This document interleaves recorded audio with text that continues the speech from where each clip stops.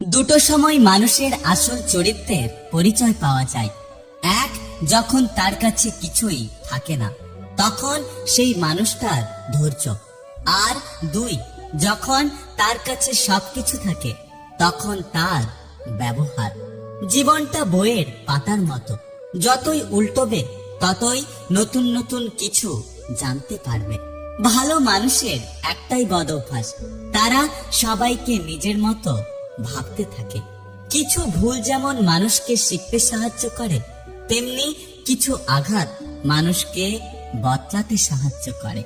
অর্থশূন্য মানুষের জীবন হলো ফুটবলের মতো, সুযোগ পেলে সবাই লাথি মারে। জীবনে যাদেরকে সবচেয়ে বেশি গুরুত্ব দিয়েছি, তারাই সব থেকে বেশি অবহেলা করেছে। একটা কথা কি জানো তো, কাজের কারণে আমরা কখনো ক্লান্ত হয়ে পড়ি না, আসলে আমরা